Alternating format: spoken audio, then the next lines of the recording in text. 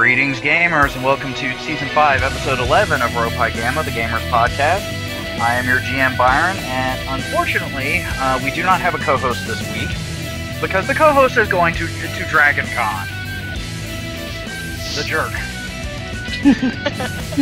I guess I can't argue too much, though, because he's been going to DragonCon longer than he's been going to Gen Con, and actually, out of the two of them, Gen Con, although I'd like to go to DragonCon at least once, Gen Con is a bit more closer and dear to my heart.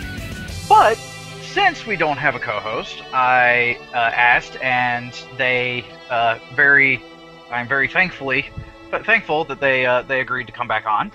We have our good friends Puff and Miri. Hi. So, and this week is going to be. This is pretty much the impromptu episode. we literally were pulling topics out of our arse 5 minutes before I hit record. So, yep. Although I think we've got a pretty decent structure here going. Now, usually what we do what we covered in gaming recently.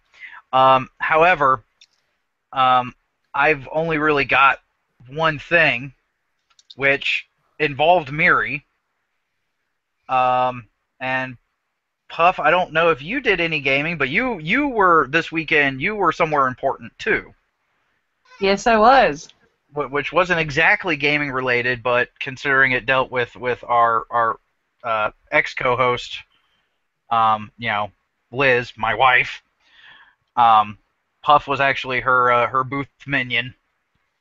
For Intervention, which was the first convention that Liz had been invited as a guest to. Yes. And from what Puff and Liz were telling me, Liz had a wonderful time, and I am very thankful for Puff for going out and doing that, because normally I'm the booth bitch. But because we just had Gen Con the previous week, I couldn't really justify asking off for work again on another Friday to be able to go. And actually, as it turns out, I caught con crud at Gen Con, so I wasn't feeling all that great to begin with. So thankfully, Puff had already agreed to go in my stead, and apparently Puff had a very good time, and Liz had a very good time. So, yay to that. Yes, it was very awesome. It was my first time at Intervention, and if you are in the Rockville, Maryland area, if you're in the Maryland, D.C. metro area, I would definitely recommend you definitely check that one out, because it's a very, very fun con. Yes, we started going to Intervention a couple of years ago. It was like their second or third year that they have been up, because they've only been up for like 5 years. Yep, 5. So, and we've always loved the con, especially considering we actually know who runs the con, Onizumi. Jesus. And Oni is great. I've actually interviewed Oni before, on the podcast. Oh, nice. Maybe we should have her back. Because now they're doing a Doctor Who. She's starting a Doctor Who convention, I believe. Yeah. But I always tried to interview some people at Intervention, because there were gaming people there. Actually, the one movie that's coming out of Dice and Men, I remember interviewing last year. I actually went to their booth and talked to them, because I bought a giant D20 from them. And, is that where the giant D20 came from? Yes, it was, and I liked them on Facebook like 2 weeks ago or something like that, because I saw them on the Ropai Facebook, and while I was there talking to them about the movie and everything, I was like, yeah, I just recently liked your guys' page because I saw you on the Ropai Gamma site, and that's my friend runs that podcast, and they're like, oh yeah, blah blah blah. So we had a nice little talk about. Oh, they actually remember. Oh shit. Yes, they remember. Wow. All right. Yeah. I kept meaning People to tell remember me. Forgetting. So yeah, it was a nice little conversation. So cool. Well, I'm glad to hear that. People remember me. And here I am trapped down here in South Carolina, where there's like the nearest convention is 6 hours away. Oh, I told you we could all no, don't start, go Puff. to one house. But nobody liked my idea. But No, anyway, it's not that we don't like it. It's just logistics. But anyway, but you know, I get to go to a con this year, so I'm good. I'm going to Anime Weekend Atlanta, not a gaming con, but hey, I'm still. Anime cons are kindred spirits. Hey, as long as they have a traditional gaming room that's bigger than the closet they had at Shudocon and has more than just card games. Oh, but You know, remind me. Actually, after we're done recording, I gotta fill you in on some stuff. Fill you two Okay. in on some stuff. Anyway, so yeah, Puff was at Intervention. Miri, because Puff was at Intervention, and Liz was at Intervention, we didn't have Epic Game again this week. Sad face. Sad face. And we're not gonna have it again this up and coming week because Howard's gonna be at DragonCon. Sad face. Bastard. Fucking Howard. We do love you, Howard, if you ever listen to this. Yeah, we love you, but We're I'm just jealous. withdrawals. We're just jealous. Miri decided to try to get some more GMing experience under her belt, and took a 3.5 module and took volunteers, and it was me, Allison, Matt, Ben, and who was your friend again? Brendan. Brendan. For those who don't know, Ben is the boyfriend, and Brendan is the sassy gay friend from high school. Okay. Oh, that explains a few things. Yeah, doesn't it? So I was playing a kind of very samurai-esque paladin. Ben made a warrior cleric, like a cleric fighter. Matt was playing a wizard. Allison was playing The rogue. Oh, Allison was the rogue. That's right. Allison was the halfling rogue. Right. Yeah. Matt was a dwarvish wizard, which for old school D&D is like a contradiction in terms. And Brendan was playing a half dragon monk. Which wasn't quite as broken as it sounds. Well, it still had kind of was, but it still had the potential to be. However, a combination of, because Miri, like I had told Miri that if she needed any advice or any help, I'd be more. Sorry about that. Yeah, I've got a new Star Wars game app, and I forgot to put my phone on silent. For like 2 seconds. It's like the spirit of Howard is with us here. I was about to say, for 2 seconds, I thought Howard somehow joined us. And I was like, what? What? Really? Awesome. Also, it's Howard's phone that keeps doing that during Epic Game. Then. Yeah. His basically his ringtone for any form of notifications is an R2 tweet of some shape, way, or fashion. See, I kept thinking that was you. Nope. That was Although I'm seriously considering changing mine to be something similar. But then you and Howard would never know, whose phone was ringing. Well, see, my idea is to try to get different sounds for R2 and actually put, because I think he's got the same one for everything, but I would want different sounds depending on what type of notification. Mm-hmm. So I could hear one type of noise and be like, oh, okay, that's an email, and then hear something else like, okay, that's a text, and But anyway, talk about getting sidetracked. So Miri was telling me, and then she was telling me Brendan decided to change his class last minute, because he originally was going to be a Hexblade, and I was already kind of cringing at that to begin with. Because Brendan likes playing special snowflake characters. Well, and most of the time there's nothing wrong with that. Hexblades, though, are one of the few character classes of 3.5 that even I still don't fully understand. Like, I mean, I understand the premise behind them. The mechanics, I don't think, were well explained out in the book. Because the book kind of makes it seem like it goes one way, but I used e-tools during my 3.5 days. In fact, I still have it, which was good because it helped me quickly make my character for your game, Mary. And I did a test run of a Hexblade at one point in time, and the data sets and whatnot for e-tools had the Hexblade rules going slightly different than how I interpreted them in the book. And it was kind of a headache, and finally I was just like, you know what, screw it, I don't want to worry about it. So I was like, okay. So when I heard Monk, now, Monk is one of those character classes that a lot of people think are broken as hell, to the point to where I have had GMs outright ban the class because they're so broken. And my argument for that, though, is that it's kind of like wizards. At high levels, yes, monks can be broken. But some people are like, oh no, they're broken at the low levels. And I'm like, yeah, see, here's the thing. In my experience with monks at low levels, they're lucky if they can live. Because they don't exactly have, I mean, I think their hit die is only like a D6. Or so, it may be a D8. I don't even remember. It's not a fighters, you know, or barbarians. And they pretty much have to be melee combatants, you know, to get all their special cool stuff, which means they have to go into the fray of things. I've had a monk get one hit killed, literally cut in half. I was running a D&D game at AIW, actually. Puff, you remember Malave?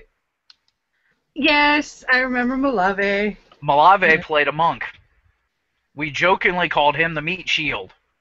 Because of the simple fact of he was, out of all the entire party, he was the one the cleric had the best relationship with. Because he was the one that needed the most healing. Now, keep in mind, the characters were only up to, I think we only got up to maybe 5th level before the game fell apart. So, I mean, they weren't that high level. And the monk was constantly getting his arse handed to him. And it wasn't necessarily because Malave was rolling badly either. He just couldn't take the hits. So, you know, my whole thing about banning the class was like, then, you know, I was like, okay, ban them if you're going to start a game at like 15th level. Don't ban them at lower levels because, you know, in my experience, they don't live. I've had wizards survive longer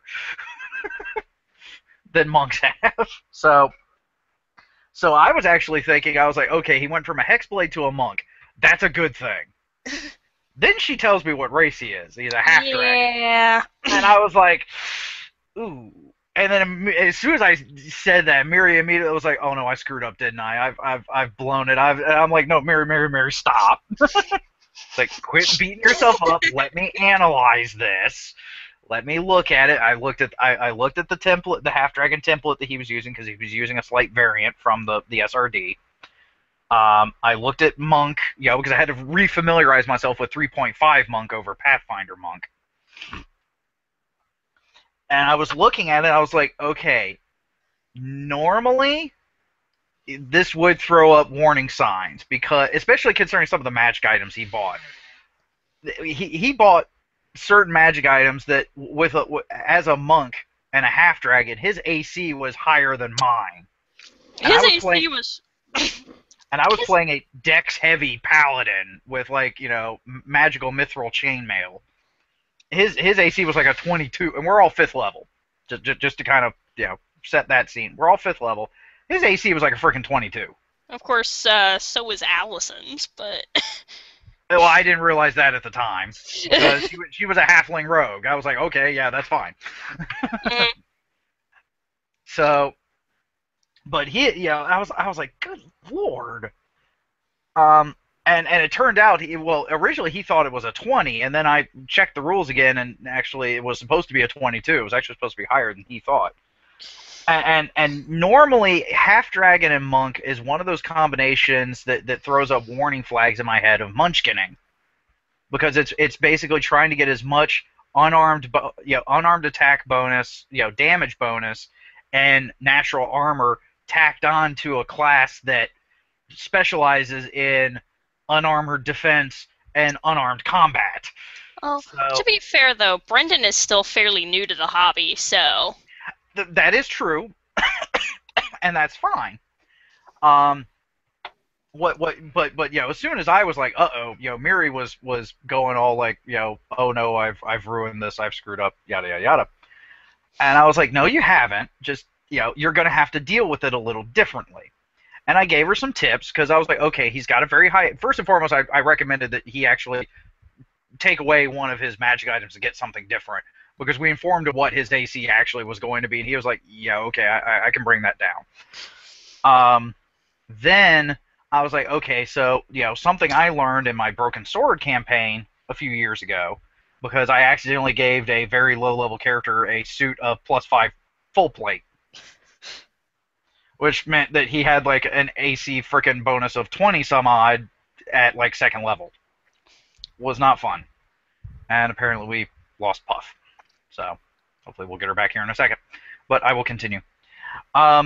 So I recommended to Miri, I was like, okay, well, if he can't hit him in a straight-out attack, use use touch attacks, because even natural armor bonus don't do squat to your touch AC.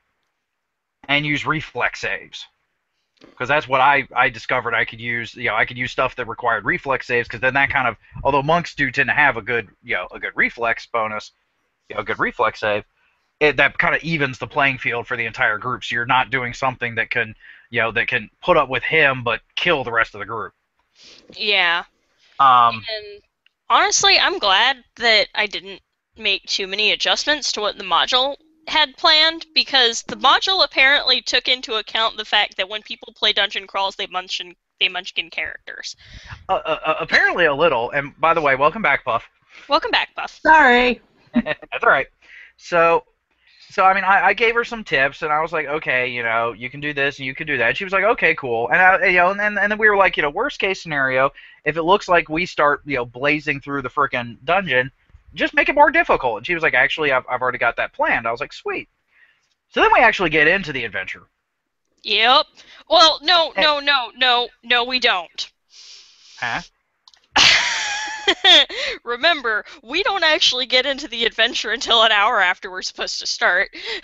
Well, yeah, that was a combination of I had to make my dinner, and Matt and Allison were having tech issues. Allison had tech issues. Although they had tech issues throughout the entire night. We couldn't use Roll20 because Matt and Allison couldn't connect to anything but Skype through the internet. Yeah, because they were having net issues. So yeah, I mean, yeah, it took us a while to get there, but we did eventually start. I ended up having to draw the map in Paint. But still, it worked. I did it. It worked. Which actually is definitely a thumbs up from me, because you took the situation that looked like it was falling apart. You worked out what did work, and you ran with it, and it turned out rather well. Yeah, I'm actually surprised how well it turned out. But anyway, then we get into the adventure. Yeah, then we get into the adventure, and Brendan starts utilizing his character in a way that neither me nor Miri nor anyone else in the group had anticipated. That's Brendan for you. The first round where we get into a combat and he goes up, he's like, I'm going to grapple it. And of course, I was like, wait, what? And even Miri was like, huh? Yeah, we were fighting like giant beetles. Giant bombardier beetles, as per the SRD. And so he was like, yeah, I want to grapple it. And we were like, okay. So Mary's like, I don't know the rules for grapple. Thankfully, like, I think both Ben and myself had already been looking them up.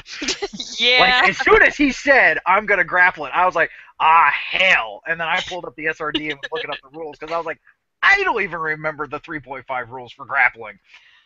So we find the rules, and we go over, and he actually, like, suplexes this frickin' beetle and kills it in one hit. In one hit. So, which was actually something I was kind of thankful for. It actually turned out that his monk unarmed damage was higher than his clawed unarmed, his clawed damage for being a half dragon. So I was like, okay, that whole frickin', trying to bolster unarmed damage actually didn't work the way I was originally fearing it would. So that was a yay for us. So, but he's like, he suplexes this frickin' thing and smashes it, and I was like, okay, that was kind of cool. So we go a little, we start investigating further, and apparently we were making a beeline. We weren't doing the whole clear out the entire level before continuing on. No, we were like, okay, we need to get underground. Okay, there's an I think there will be a way over there. There is. Okay, let's go underground. What about this? Screw the rest of the buildings. We need to get underground.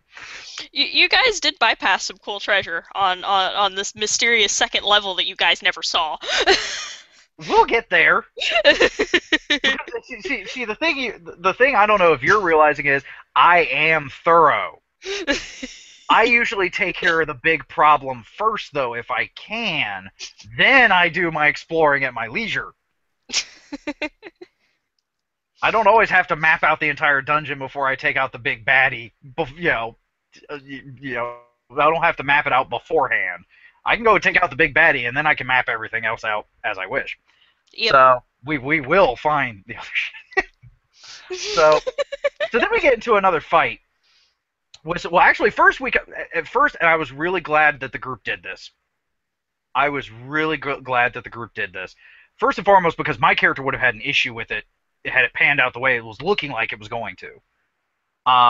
We go underground, and we're going through these like dugout tunnels, and we come across this nest that apparently has this old owlbear who is sleeping. And it looks, and Miri even described it, it looks like it's kind of old and weathered, and it's definitely up in its years, and it's sleeping. The group left it alone. I know. I was expecting people to go. Let's coup de grace it for some quick experience. Yeah. See, my character would have had a problem with that because Paladin. Remember, samurai. Yeah. Paladin. I'm basically playing a paladin that also follows Bushido, and to kill someone in their sleep is very dishonorable. That is a big no-no. I would have actually have gotten in front of the group and defended the bloody thing if it really came down to it. Either that or I would have walked away. I would have left the group. I would have been like, you all are dishonorable. I'm not going to associate with you all. Screw you all. I'm going home. I think it was pretty cool, though, that people didn't kill it for the experience. See, that's the thing is because of that, you can even still give it experience. Mm-hmm. You can still give us experience, and I'll explain that here in a second. Yep. There's actually some places where it mentions that you can get experience for avoiding a fight rather than actually fighting things. Well, I'll go a little bit more in depth than that here in a second. Mm-hmm. So everyone's like, okay, it's sleeping. Back away slow. And I was like, oh, thank you. Because I was like, yay, we're not a bunch of murderous bastards. I don't play with murder hobos. A lot of groups that do that. Yeah, a lot of groups are like, ooh, monster, kill it. I don't play with a lot of murder hobos. Well, and I'm glad. So then we go into the next room, and then there were two more owlbears, and they're on our face. I was like, we walk in, and they're screeching on our face, roll initiative. So I was like, all right, we ain't getting out of this one. We're fighting. That's fine. And unfortunately, my character is not being as much of a badass as I was hoping he was. Apparently, I'm a little bit of comic relief. Well, wasn't it the fight with was it the bombardier beetles, or was it the owlbears that I tried to do basically a Badajitsu, draw and attack in the same motion, and I screwed up and my sword went flying out. That was the very first fight. That was the first fight. That was it didn't go flying out of your hand. It just caught in your sheath for a bit. He rolled a natural 1. It was kind of funny. Yeah, I put myself in between the beetles and the thief, and I was like, draw my sword and slash in a quick motion. I was doing the Trey method even. I was so proud of myself. And then I roll, and I got a nat 1. And I was like, you have got to be kidding me. So I was just like, I could just see myself just drawing too quickly, and just the sword just go, whee! And I'm like, crap! Ridiculous, tiny CR2 beetles. Well, I mean, I still had the Wakasashi. I still had my short sword. Yeah. So, I still had something I could have used, but that just was like, go ram it. So we go up against these owlbears. And of course, I do my whole thing of I'm trying to be protective of the wizard and the thief, because I know at the time I thought the thief was going to be squishy, and I knew the wizard was squishy even though he was a dwarf. Turns out the thief had the best AC in the frickin' group, and I'm like, okay.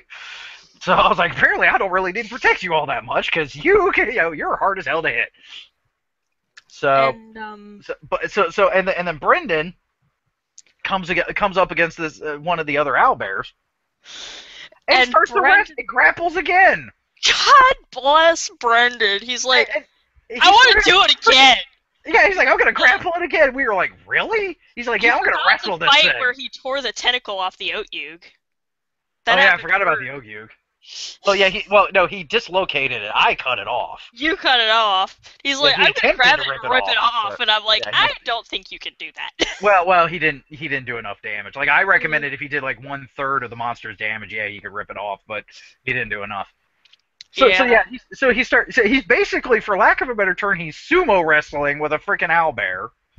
And for the first time in the entire, session so far, we've been playing for like an hour and a half. First time he misses his grapple check.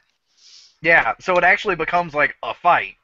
It actually becomes a fight, and so he tells the rest of us to back off. He's like, this one's mine. This is a duel of honor, and of course, immediately the my character was like, all right. I was like, the other owlbear's done. She's sword. I'm watching. And if anyone else did try to intervene, I was going to stop him. Yeah. Because I was like, he said it was a duel of honor. I was like, okay. That means he can take it.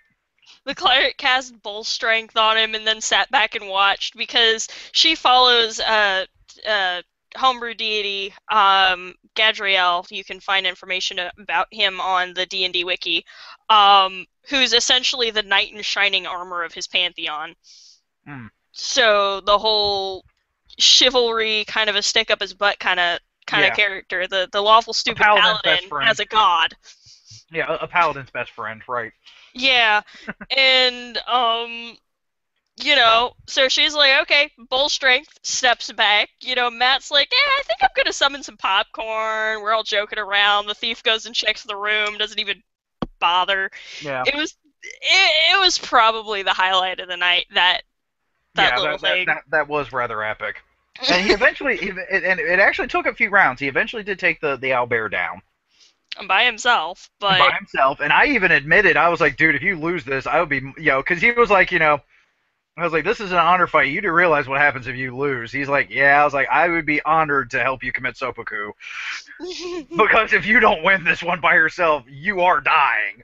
Because I was like, you have dishonored yourself by not being able to, because either the owlbear is going to kill you or I will. Yeah. At one point, he decides to stop trying to overcome its +14 grapple modifier. Yeah, then he actually just goes for, like, slapping it around. And he punched it in the face and did a good chunk of damage. It couldn't hit him the entire fight. It hit him once, near the end. Yeah, I actually took the most damage out of anyone. Like, I actually went down almost half my hit points throughout the fight. So yeah, as we're sitting there watching the fight, I walk over to the cleric. I was like, "Do you mind, forking over a healing or so? Could use a little help here." She tossed him a potion and everything. It was great. Yep. So then, we finally defeated the owlbear, and then we're exploring some more. We found this old temple that has been desecrated. It's one of the reasons why, like, the cleric and I were there, was to try to cleanse this temple. And then we have to deal with we get to this one room, and then we have to deal with the temple's defenses. And then, unfortunately we had to stop because it was getting late, and Matt and Allison still were having net issues, but there was a small army of skeletons on the way when we stopped. Yep. Also, interestingly enough, the whole thing that Matt did with Detect Magic wasn't covered by the rules, which is one of the reasons that I had to call a break to go look it up, because I'm like, you know what? That is a really smart thing to do. I'm going to let him have it. Kudos to you. Good Lord, Mary. You're impressing me more and more with this. You do realize. Kudos to you. Because, well, no, you did one of the things. You're like, that sounds like a really great idea. I don't know how to handle it specifically. Guys, let's take 5 minutes. And you didn't even tell us why. You were just like, okay, let's take 5 minutes. And then apparently, you went and researched what you needed to know.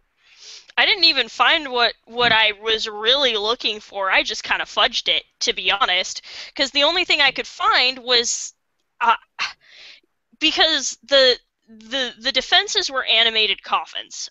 So I looked those up. They're constructs. I figured constructs, they have to be magic in some way. Yep.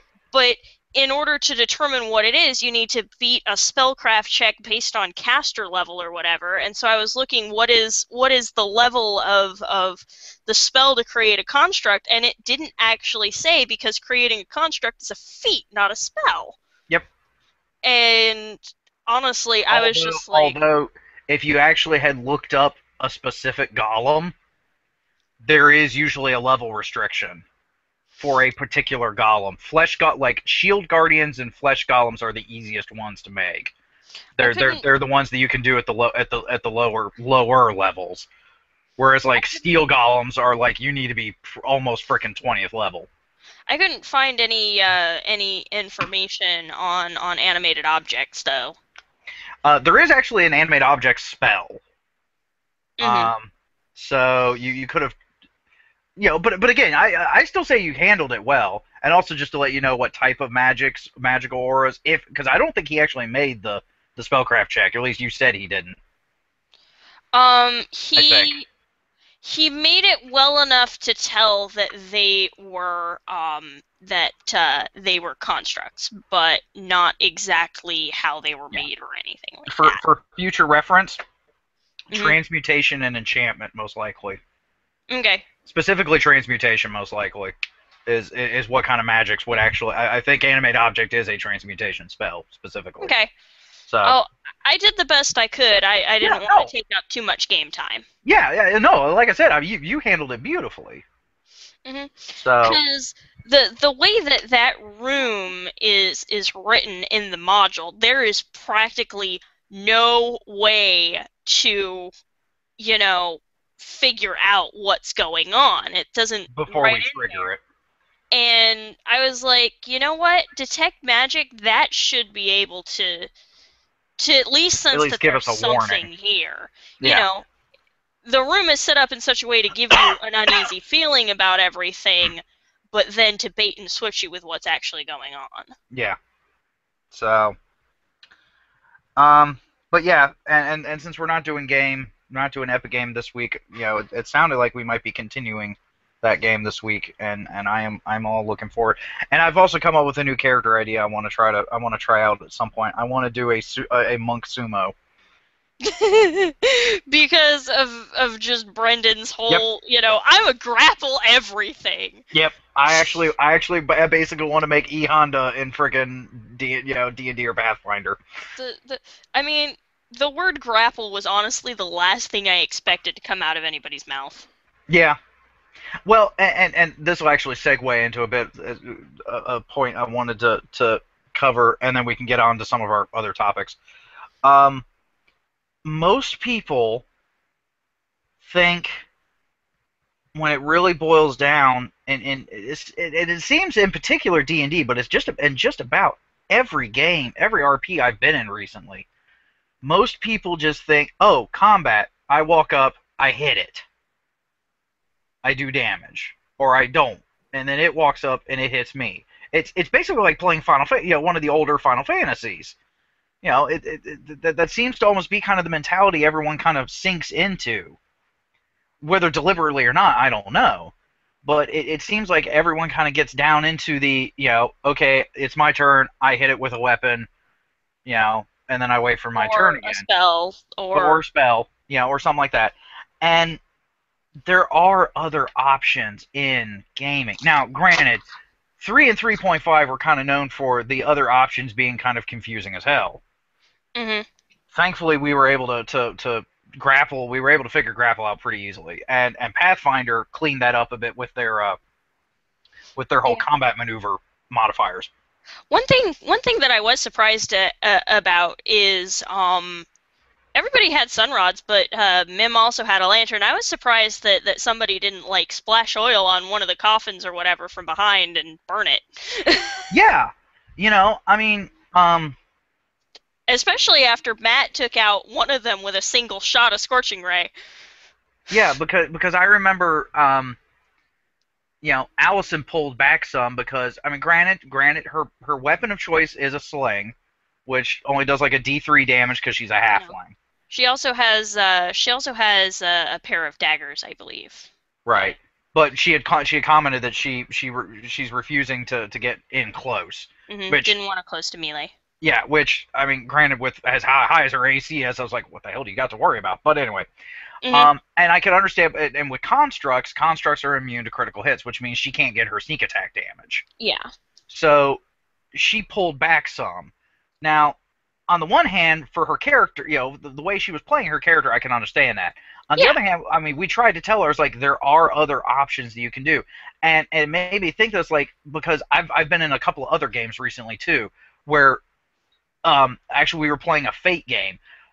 Fate's combat is, like, almost specifically designed to try to outmaneuver your opponent first, then hit it with a stick. That's if you look at, like, especially the Dresden RPG explains it out very well. You do maneuvers, you put aspects on your enemy, and you do that as much as possible. And then you have your big hitter tap all the aspects to give himself a big ass bonus when he hits, to make sure then that he can hit, deal a lot of damage, and take him out. And unfortunately, like, we were in this one game, and I'm playing it's a Fairy Tail. It's a game based off of Fairy Tail. Ooh. The anime. And I'm playing a card mage based off of a different card mage than the one that's in Fairy Tail. My character actually naturally himself has no magic. The magic he wields is specifically in the cards. They're one-time use. We actually worked it up to where I have to make a funds roll every time I want to use a card to see if I had the forethought to actually buy the card I'm looking for. So you're playing a holder-type mage. Kind of, I guess. Sorry, Fairy Tail fan here. Yeah, that's it. So, but, and one thing that one of the other players noticed is, like, you're very, like, versatile with your cards. And one thing that I think they've started noticing is very rarely will I go for a direct attack. Oftentimes, I'm going for something to put an aspect on them, on my opponent, that I can tap later, especially, like, if we're in a group fight. I'm the support character. I'm the one throwing stuff out to, like, slip up and slow down the other opponents to let everyone else then to wail on them. You're crowd control. Yeah, pretty much. And everyone else has still had, like, the D&D mentality of walk up, hit it with a stick, or shoot it, or hit it with a spell. And I actually, like, unfortunately, because some of the players, this is their first time playing Fate, they're not quite grasping the aspects as well as they probably should. They're just, it's something brand new to them in gaming, so they're having some problems, wrapping their brain around the concept. And I tried to explain it to them, though. I was like, guys, part of the reason why these combats are taking so long is everyone is trying to just deal outright damage. That's not how this system works. I was like, this is Fate. You do maneuvers. You do stuff to, like, put an aspect on and then tap the shit out of them. When you've got them laden down. And the last time we played, and that game is actually probably going to be stopping here soon because the GM has kind of run out of plots. It was never meant to be a long game to begin with, so that's fine. But I think the last time we played, everyone started kind of getting into that. But D&D is very similar. I mean, worst case scenario, there is the aid another action, which apparently, like, no one freaking remembers. And and it's just, it sometimes irks me when it's like, when someone's like, oh, I can't do anything, and I'm like, yes, you can. You just need to think a little more creatively. Allison, case in point, the fact that I think I even brought up the fact that I was like, she has a lantern, which means she's got oil. And the primary source of illumination was actually my magical swords, which takes no fuel. So I was like, use one of your vials of oil. Freaking toss it on there and have the mage do, some little fire spell or something and just light it up. So, not trying to rag on her or anything, not saying she was really, because like I said, the way she was playing her character, it actually did make, it made sense for the character for her to pull back, and that's fine. And Allison, if you're listening, we love you. Yeah, And we also realized that everyone had a bad week that week. Everyone was tired. You guys were frustrated. Well, as I say, yeah, Matt and Allison were having the tech issues, which I know was annoying the shit out of them. So I mean, there were some compounds of issues, but I'm just trying to shoot some stuff out so that hopefully next time she can she can enjoy herself more by actually trying to to actually have something to do, so she's not just like, oh, I can't do anything, I have to sit back. And also, not giving anything away here, but if everybody was wondering, hey, where are all the traps? Don't worry, they're coming. Allison will probably be the most important character for the next session. It's like we're going through Tomb of Horrors. But yeah, I mean, it's not that bad.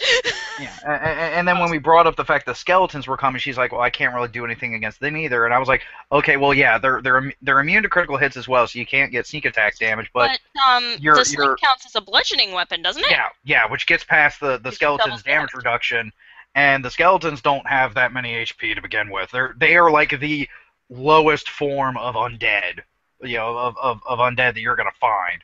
They crunchy. Yeah. So, I mean, she will most likely be able to take out a skeleton or two with her. If the cleric doesn't get the if the cleric doesn't freaking turn undead and take care of all of them himself. So, but anyway. But what that was kind of leading into was that's another misconception that a lot of people have about D&D, and I think that partially comes from looking at the monster manual, especially in 2nd edition, but in 3rd edition as well, is the fact that a lot of people have the misconception in D&D that the only way you gain experience is by killing things. And that's not true. You get the roleplay. Yeah, that's actually one of the reasons why I don't tend to bother with calculating up XP in D&D or Pathfinder. It's one of the reasons why I haven't bothered doing it in the Epic game. Because I knew there was going to be a lot of big chunks of the Epic game that weren't going to be combat heavy, so you weren't going to be killing things. Mm-hmm. I was reading a different module, I think. I can't remember which one, and there's a role-playing encounter where you have to figure out the difference between, like, 3 creatures, and then one of them is lying to you, and one of them is telling the truth, and one of them is neutral, or something like that, and stuff like that. And one of them, the one that's lying, is like a powerful demon. And if you get through the role-playing encounter successfully, it specifically instructs you give them the same experience as if they defeated the demon in combat. Yeah. So that's a tip for GMs to keep in mind, especially if you want to try to have more RP in your games. Remind the player characters that they can get RP they can get XP for role-playing out a scenario, not just hacking and slashing. Mm-hmm. I mean, granted, sometimes just going in and having a good hack and slash actually can be rather therapeutic sometimes, but it's not something that has to happen all the time. So, okay, rant over, and my throat's starting to get sore. So, Puff, since you've kind of been quiet for the last 20 minutes or so. Yeah, sorry. No, it's okay. Fine. I wasn't in the game, so I couldn't really add too much. Well, let me ask this. Let me say this first. After hearing everything that we've said, is there anything else you would like to add? It sounded really fun. I'm sorry that I missed it, but I'm not sorry because I got to spend a whole weekend with Liz. Yeah. Okay. I kind of figured that was the response I was going to get. Any ideas for our resident GM turned player, or for our resident player turned GM? Because if you've got any advice for me, I would love to hear it. Well, I mean, it sounds like definitely gotta give you kudos for, as Byron said, you stopped the game saying, hey, let's take a 5-minute break. You did your research. That's definitely a good way of handling things. Sometimes people do get a little frazzled when something comes up that they weren't thinking about. Especially when running a module and it's not covered in the module, like she said. True. Because I threw a monkey wrench into Liz because she was running me in a Star Wars module, and I did something, and she was like, yeah, the module doesn't even come anywhere close to covering this. What the hell am I supposed to do with this? I was like, just think it out. So, anyway, sorry. Yeah. Awesome that they didn't go after, killing the sleeping creature. That's one of those bait traps that us GMs set up and modules set up too. I did that in a Resident Evil game with a liquor. Not with a room full of liquors. And everybody in my group, -1, was like, all right, let's not go in the room. One person wanted to go in the room. The other thing that I want to congratulate people on, as far as not fighting, that Byron didn't bring up, is later on in that section, because there was a whole string of caves that belonged to the owlbears. One of the rooms that they passed was the owlbear's nursery, and Mama owlbear. And there was a mother defending her babies, and she was like standing there and hissing, and the module specifically says that if you don't try to approach her nest, she won't attack. And so I was like, she doesn't make any move to attack. She's just standing there hissing, angry mama, and they're like, nope. Yeah, because as soon as we were like hissing, and then we saw young, and we were like, oh, mama bear, no. All right, can we get around her without engaging? She was like, yes. I was like, we're doing so. Screw that. Yeah, you've definitely had a good group for this, and I think that when you're new to GMing and everything, aside from, I don't want to say being prepared, because my whole thing with GMing is I try to be very loose, like basic beginning, basic middle, basic end. Everything in between that is going to fall upon whatever happens with the players. Like, I am not going to sit there and plan out every little thing. So being able to, be a little bit loose and figure out what's going to happen is awesome. So I think you did pretty well with that. I'm trying to think about what else you guys were talking about. But yeah, without doing too much planning, picking a good group of people is the next, most important thing when you're just, trying to get more experience GMing. Because when you have a good group, that's when you're going to get some of your best experience. If you have a not-so-good group, that's where you're going to get some of your worst experiences. Oh, God. Exactly. Oh, God. Oh, God. My ex is never, ever allowed back in a game with me again. Yeah, it can be. I remember hearing about the ex. Now, that's not to say it's always a bad thing, because that gives you experience, dealing with... In a different way. Yeah, you'll get experience with... I don't want to say problem players, so they've never really had a problem player. Yeah, haven't. We have. I have. Use problem player. That is the proper term. Yeah, I mean, the closest thing I've ever had was, Alex, an annoyance player. Alex's temper tantrum about the liquor, and that was... I think it was less about him wanting to do what he wanted to do, and more about him not being heard. Yeah. So. Which, when I've got 9 players, that I mean, for my first time GMing, that was a pretty excessive group, but I didn't want to leave anybody out, and when I do stuff, I go all out. Mm-hmm. I will challenge myself, even if it's probably going to not be, I don't want to say not a good thing, but probably going to be something that will kick my ass. I will do that. I will say that 6 is the farthest I am willing to go by myself. I will tell you, 9 people was hard. Yeah. It was hard. I felt I did a pretty damn good job, since that was the only incident we ever had. From what I remember hearing about it, because I wasn't in that game, I helped co-GM the first session. Yes. And then I was like, you got this. I'm going to go over here. Yeah. I mean, I wanted to play, but I wasn't going to be the 10th person. I was just like, you got this. I'm going over here. And from what I remember hearing, aside from that one issue, yeah, everyone else was enjoying the game. So You were doing something right. Yeah, well, I mean, I had a good teacher, so. Mm-hmm. Do you have any tips for managing large groups and making sure that everyone gets heard? Me or her? Both of you. Uh, do you want to go first, or do you want me to go first? Go right ahead. Okay. What I learned with that Resident Evil game, because I did have 9 players. Actually, Oh. I'm gonna BRB for just a second. I need some painkillers. So Okay. I'll be right back. The main thing that I learned was, first off, when we were playing, we were either in the, we were in college, so we were literally at the school. So sometimes we were either in a classroom. There was the incident in question. We were actually in the student lounge because we were there on a day that there were no classes in session. And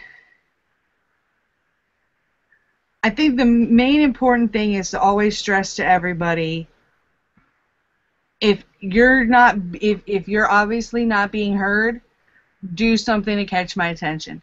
Stand up from your seat, wave your hand, whatever you got to do without being, overtly rude or anything like that. And I think what happened was everybody, I don't want to say everybody was talking over Alex. I don't think he was projecting. I think he was basically talking like, we're at a table and he's literally talking like I'm talking right now, and everybody else is like, nope, not going in that room, not happening, not going in there. So he just did not get heard before everybody was like moving right along. So yeah, definitely the best advice for the players is to make sure you project, you get yourself in there and, be active. It's in person. It's a lot easier because you can wave your hand. You can do something that will be like, oh, we're not hearing you out. What's going on? What do you want to do? If you're online gaming, like we tend to do because we are very spatially displaced, it's a little bit harder. It's a lot harder, actually. Because you figure we can't see when the rest of us are opening our mouths, about to talk, because usually when you're in person, you can see someone about to get a thought out, so you know to kind of hold back. Well, and I was also going to say, if you're giving tips to players, hello? If you're in a large group, give your GM a break. Yeah. Give them some slack. Because, I mean, if they're dealing with 9 players, help the GM as much as possible. Yeah, that's going to help you all. That's going to help you in return have the GM be able to give you a better game.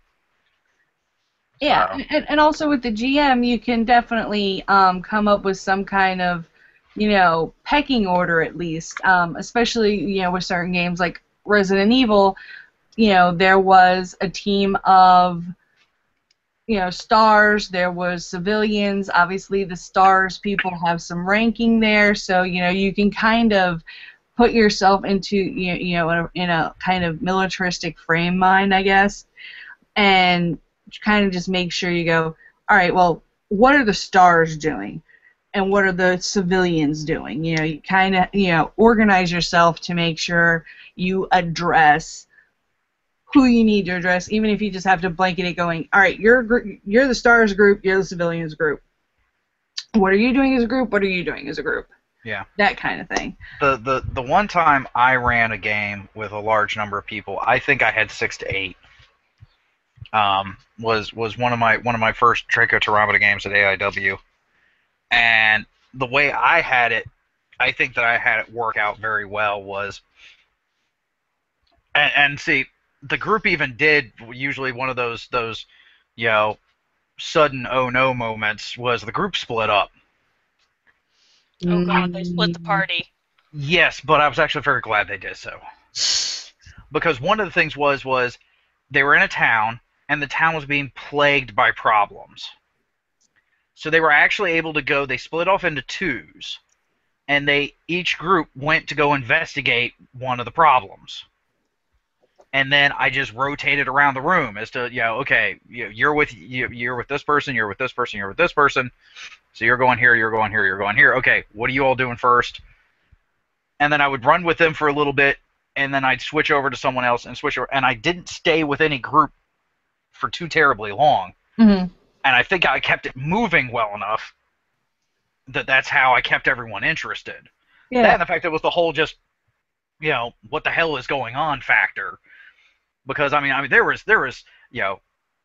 crops being destroyed, livestock going up missing or carcasses being found, bad weather. I mean there was like, I had like 5 or 6 plot hooks that actually were all tied together,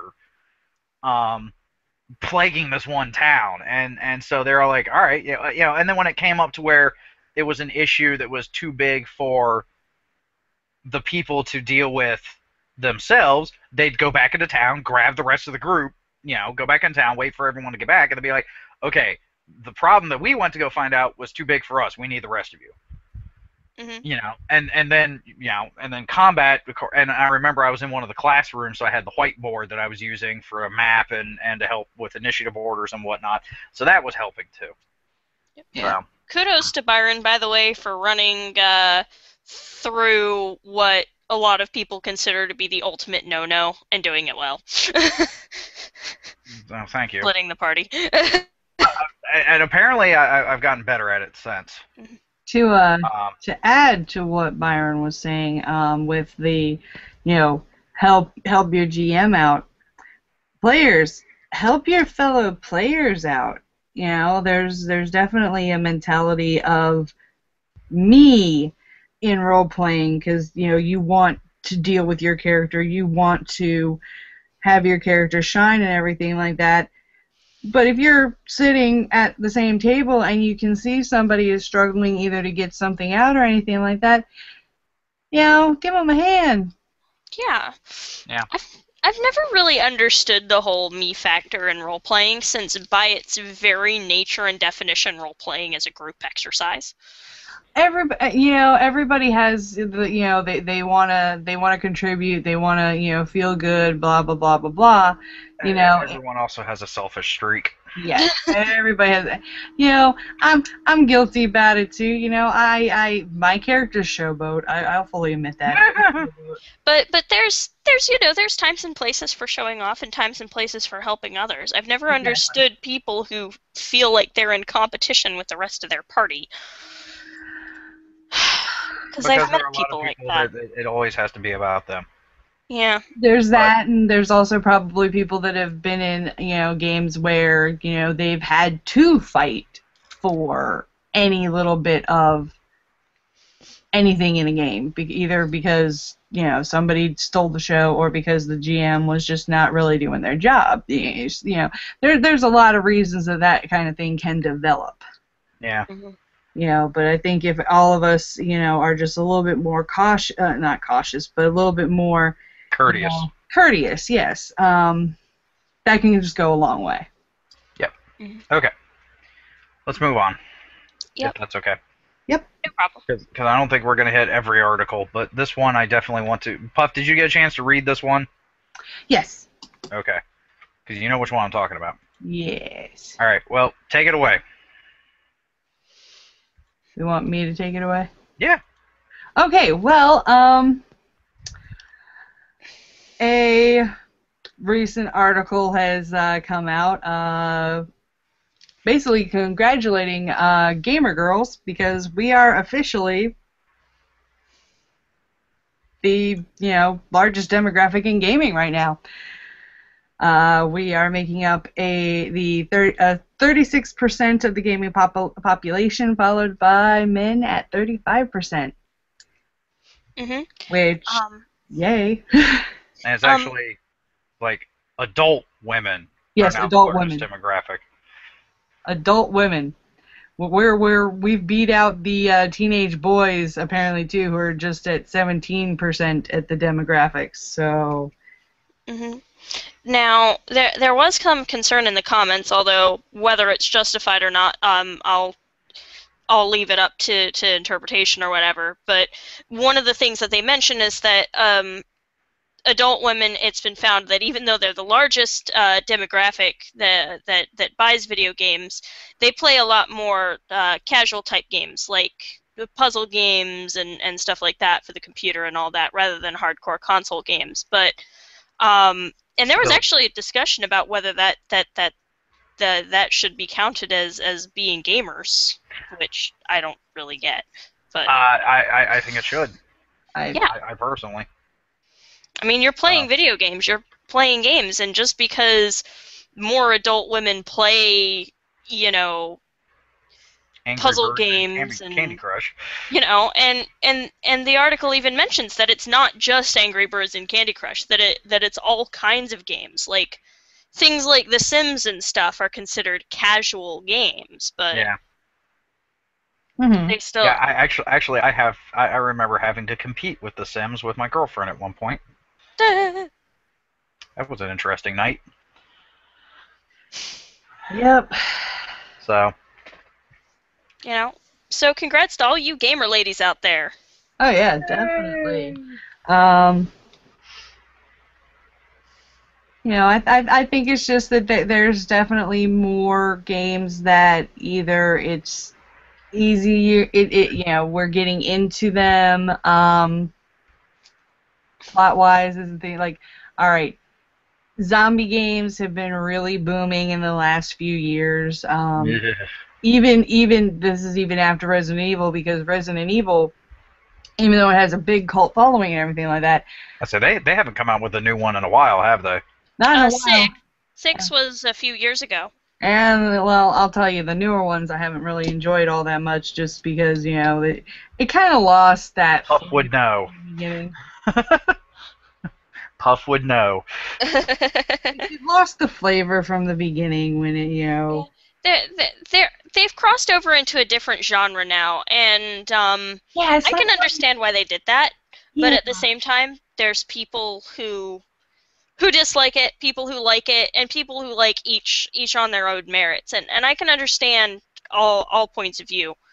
Personally, I kind of miss the whole puzzle aspect in a lot of those game series. Like Devil May Cry originally started as, they wanted to make a new Resident Evil game, and then the plot just changed, and they're like, we can't do this as Resident Evil anymore, let's make a new character and do more stuff with it. And you can really tell that. I was just playing the first one the other day after having beaten the new reboot DMC, and they're just two different genres of games. The new ones are all shooters, and the old ones were puzzle games, and that's kind of sad to me. But then I like intellectual challenges. As you should. As I should. Mm-hmm. Yep. And, Alright, when I was younger, there was definitely kind of that, I don't want to say stereotype, but it was more that, girls aren't supposed to be this. Girls are supposed to be pretty, blah, blah, blah. Guys want the pretty girl. Guys don't want, a girl that's nerdy. Bullshit. Yeah, well... Hey, just because it's not true doesn't mean it wasn't the stereotype. No, very true. There was definitely, if you want to get the good guy, you have to dress like this, you got to wear the makeup, you got to do this, you got to do that. And I was such a tomboy growing up, and all the girly stuff didn't, appeal to me. I ran around with all the neighborhood boys in the woods looking for turtles. Okay. We were building forts and stuff. I was not having... Liz grew up with 3 brothers, so she didn't really hit her girly phase until just like a year or so ago. Yeah, same here. So... and it's tough growing up, because middle school and high school, unless, you're, around like-minded people, and in high school, I've said this before on the podcast, I'm sure, when I went to high school, there was nobody that played any of this stuff to my knowledge. I was not even introduced to this till I went to college and met Byron and everybody, so... They corrupted another one. Hey, Alright, did. Sorry, continue. But now it's becoming a lot more. I don't even want to say acceptable. I want to say that, you know, women are saying we don't give a fuck more. Mm-hmm. You know, screw if it's acceptable or not. This is what we like. We like geeky things. We like Doctor Who. We like, you know, playing Soul Calibur. We like playing, you know, all these games. We like D&D. You know, we are in fandoms. We are, you know, we are here. We're not going anywhere. Hell, fandom has been overtaken by women. Hells yeah. I mean, how many guys do you hear about talking about how they're in a fandom anymore? Fandom is entirely a female term now. It's kind of awesome. Just I mean, not about. entirely. But Yeah, I was gonna say just about. Just about. I mean, Not entirely. not entirely, but just about. We own Tumblr. Practically. And on one aspect, that's awesome. The other aspect, I can see how some people might find that a little bit scary. Because there are some things on Tumblr that I have to go, what? There are some people out there that are terrifying, but that's women and men in all walks of life. This is true. Very true. All you have to do is, you know, go to Not Always Right and just start reading. Uh-huh. The stupid people aren't just on the internet. Very true. Army. Sorry. But yeah, girls are learning that they don't have to be this, you know, thing that we're told in order to please these guys that we're supposed to be finding to date, but, you know, it's basically programming us to deal with the asshole jerky guys versus the guys that are actually generally the nice guys that, you know, want you to be who you are, not this version that, you know, you should be because you should be the trophy wife. Yep. Of course, there's nothing wrong with girls who like that kind of thing as well, who, you know, want to be the pretty princess type person. There's nothing wrong with them as well, but I'm glad that we're starting to realize that we don't have to be, or that we don't have to compromise. We don't have to. That's one of the things that I've recently learned, and one of the reasons that I've started to get into girly things is because I always thought that I could either be like my parents or like my cousin. I could either be pretty and like makeup and, you know, stupid and vapid and only care about boys, or I thought that I could be intelligent and you know, like gaming and stuff. And I was always terrified that if I ever started liking girly things, that I would turn into the kinds of girls that I always hated growing up because of the way they treated me. I mean, I remember, you know, my aunt telling my mom, oh, don't worry about her, it's just a phase, she'll stop liking that stuff and start being a regular girl soon enough. And it took me until just a couple of years ago to realize that I can like both. That I can like girly things sometimes and gamer things more often and not have to compromise who I am. Exactly. You know, it's all about liking what you like and not having to act like you don't like something to get approval, or acting like you do like something to get approval. Mhm. You know, you shouldn't have to hide who you are. You should be able to be who you are and not have to wear a mask, fake it, you know, however you want to say it. Mhm. I always thought that if I liked, you know, makeup and stuff, that I would lose my gamer cred. that people would stop liking me in the circles I wanted to be in. Meh. Yeah. And, you know, I'm definitely not bashing any of that. Yeah. You know, you should, like I said, you should be able to like what you like. No one should sit there and have to be like, because I'm loving the whole makeup thing now. It's like art on your face. I mean, nails. Yeah, and the whole nail thing.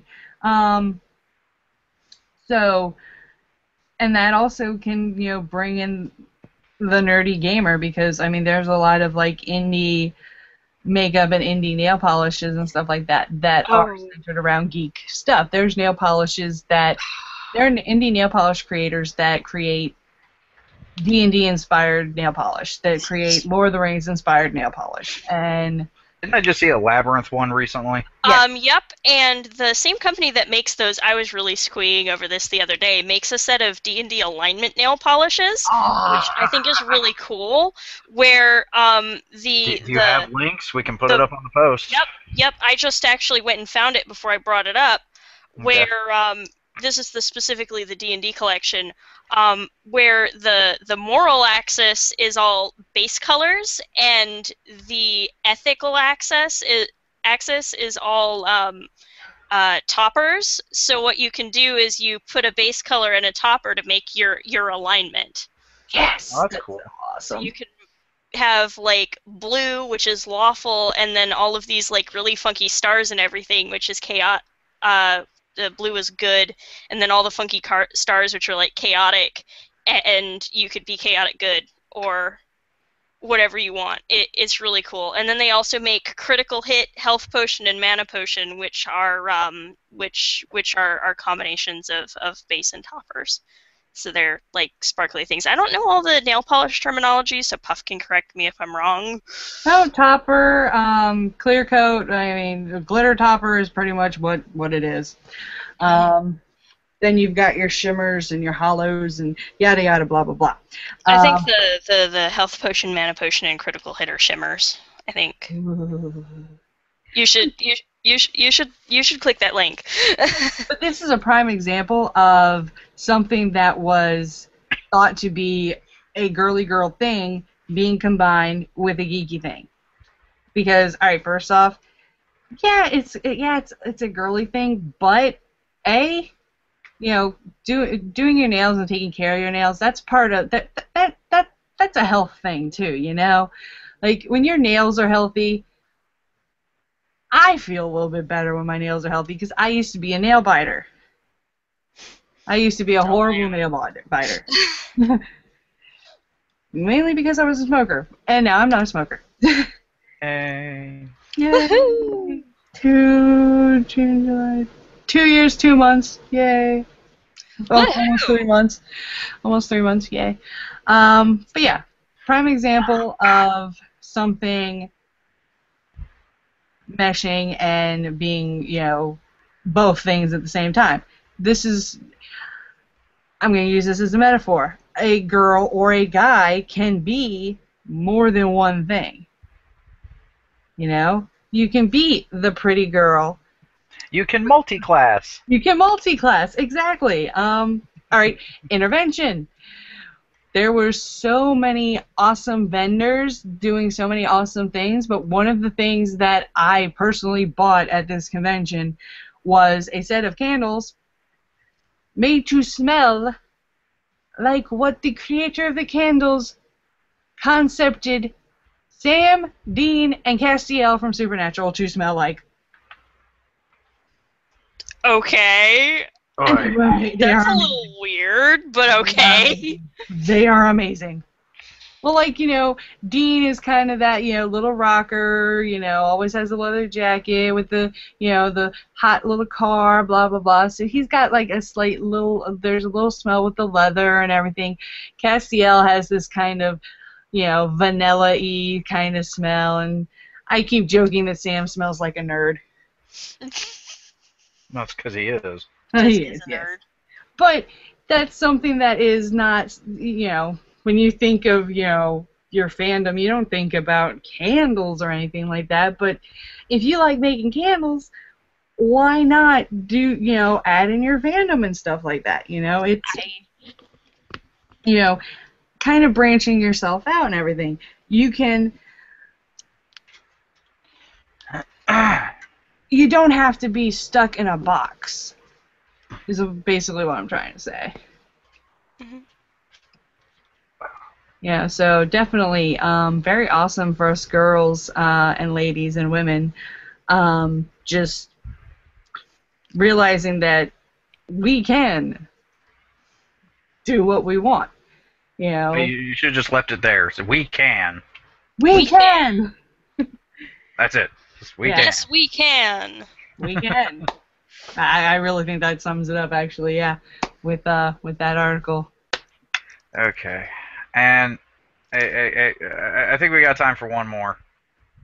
We're not going to get to the one of them because unfortunately I'm starting to crash. However, Puff reminded me. Well, but actually, Puff and Mary both reminded me of this. And Puff was the one that originally linked me to the article. I'll try to actually see if I can actually get an actual article link out of this, or if this was just someone's post. It was on Facebook. It actually was about something that was going on at Gen Con while we were at Gen Con. Mm-hmm. There's apparently, and this, and I say little girl, and I'm not kidding because she's 10 years old. This girl is my hero. Mine too. So, her name is apparently Sasha. And last year, well, no, it said several months ago. This is what it was. It was from Mike Brock, Global Organized Play Coordinator, at Indianapolis Convention Center. Blah blah blah. Several months ago, I was made aware of a 9-year-old gamer from Canada who had earned her second GM star for Pathfinder Societies.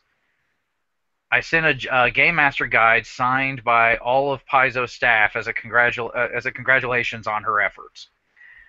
She is now 10 years old and has volunteered to GM 4 to 5 slots of Weeby Goblins and Weeby Goblins 2. That's TOO 2.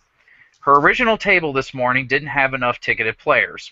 So on her own initiative, she went out and found other GMs whose tables didn't make, grabbed them, and is now GMing them. Pretty awesome. Job very well done, Sasha. And it has a picture. And there's this little girl with this hat on. It looks like she's got like a headset microphone on too, which I'm guessing is, attached, to a speaker so that people can hear her, because I remember passing by the Paizo Pathfinder, GM, gaming tables room, and it was huge and usually loud. And she's sitting around with looks like 4 other GMs, all in the purple volunteer shirts that look to be like, at least twice, if not 3 times her age. Yeah. If not more. And the fact that she was 9 years old and has been GMing well enough and hard enough in Pathfinder Societies to earn her second star. Now, I'm not fully familiar enough with Pathfinder Societies to know the significance or how hard it is to get a star, much less a second one, but still.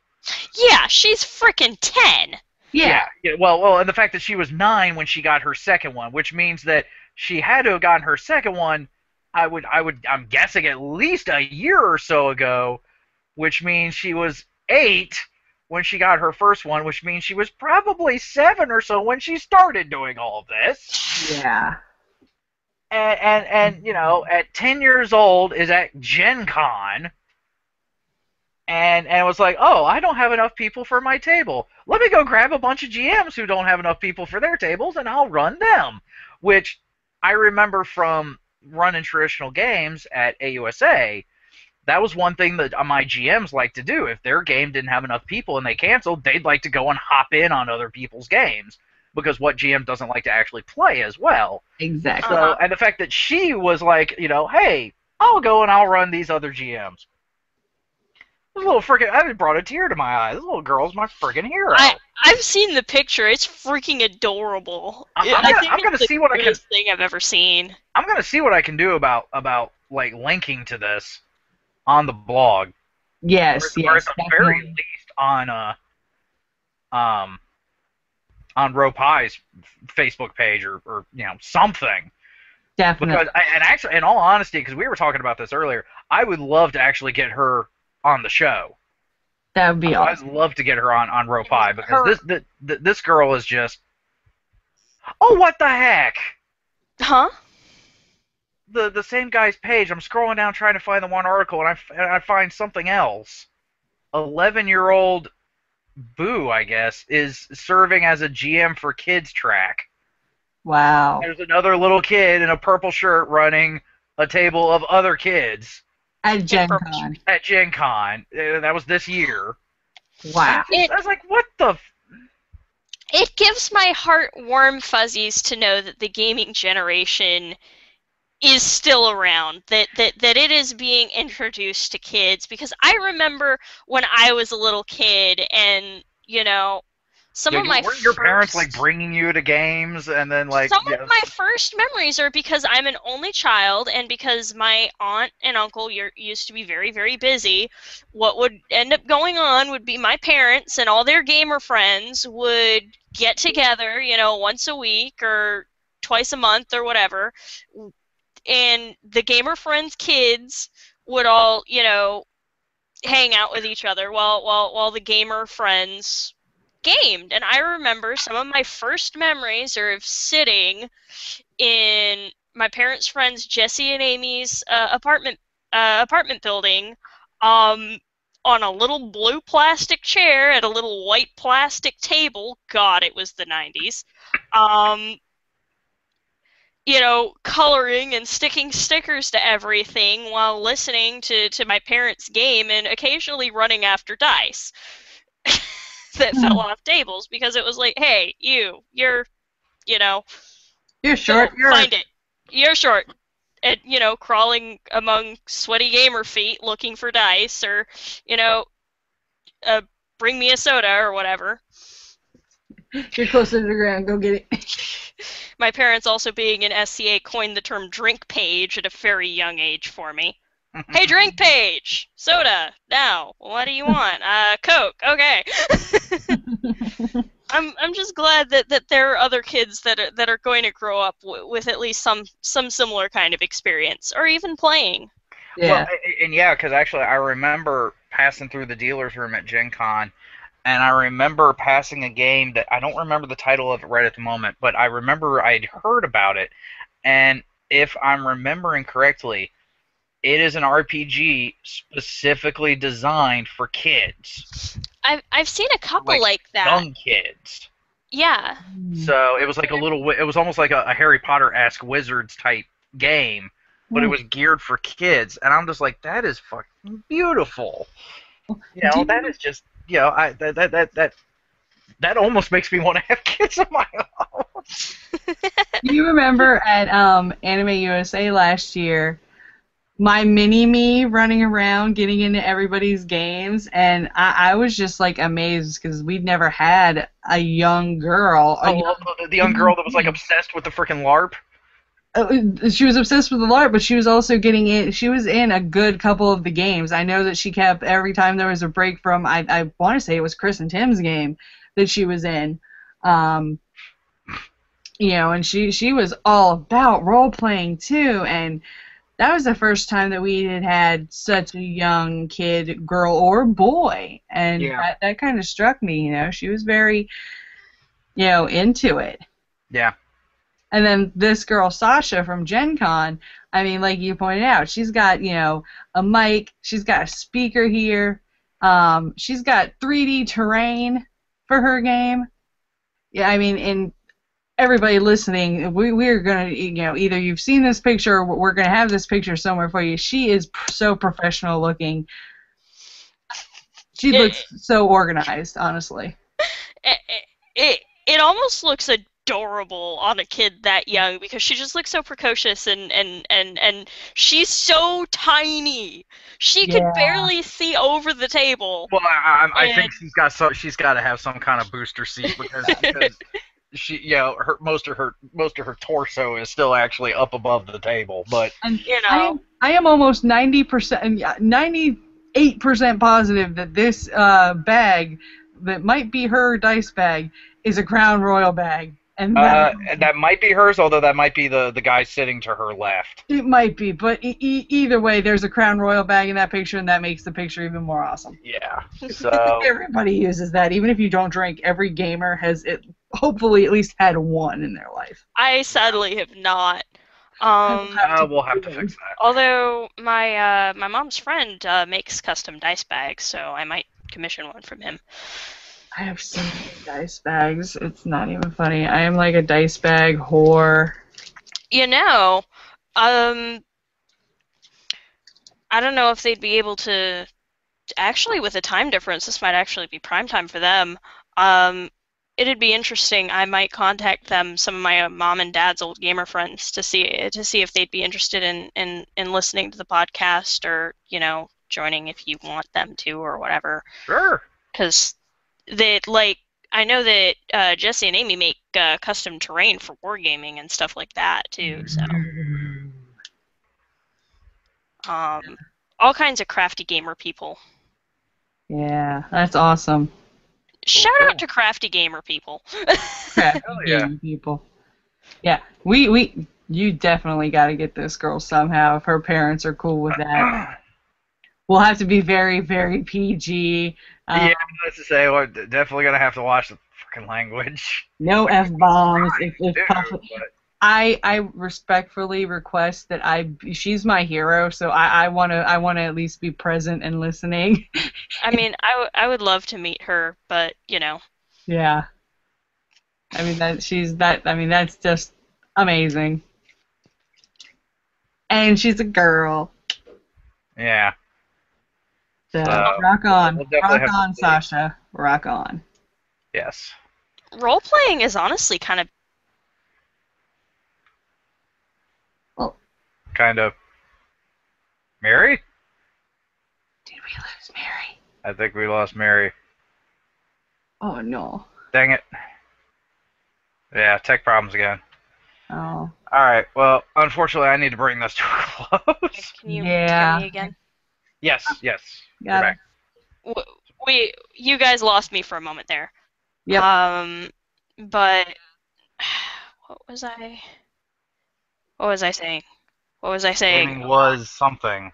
Gaming's kind of become a female thing almost. I mean, with the whole Tumblr community, and of course it's mostly freeform role playing. But if we can introduce them to the hobby, we'll corrupt them one way or the other.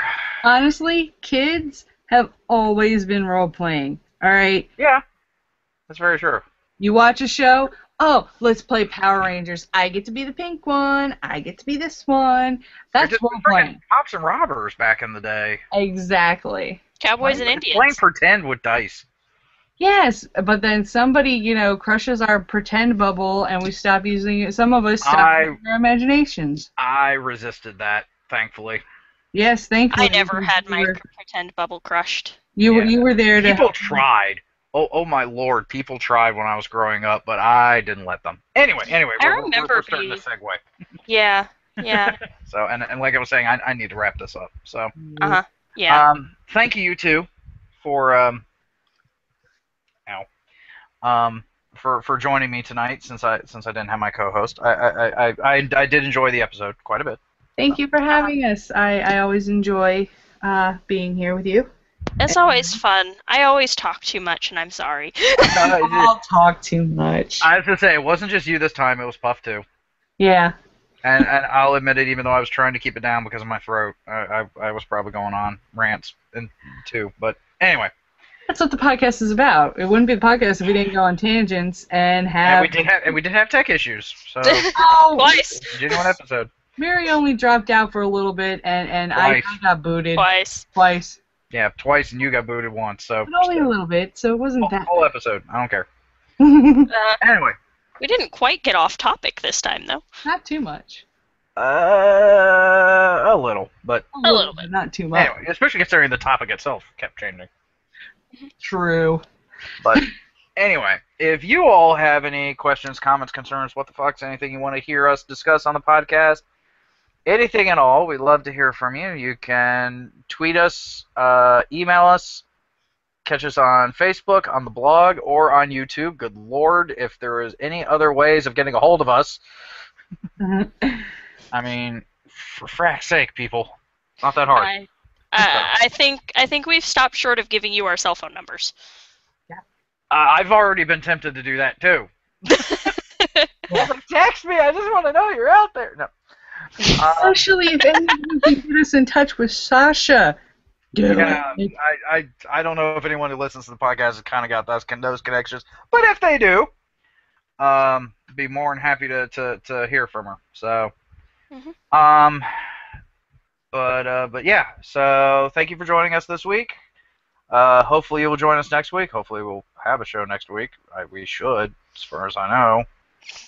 You Hey, never if know what Howard the future holds, but if Howard's not here again, I think me and Puff would be glad to come back. Oh, of course. It's always a pleasure to be with, Mary talking and with you, Byron. okay. So sorry, give me just a freaking moment. All right. So, but yeah. So yeah, we should be back next week one way or the other.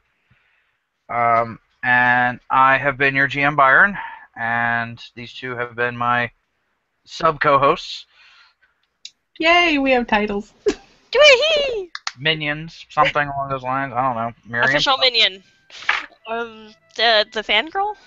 I'm Liz's fangirl. I don't know. We'll come up with good titles for us since we're on the show so much, Mary. We've got to be something. Yeah. We'll come up with something good and get it approved. Or any of you listeners, if you guys want to give us names, tasteful.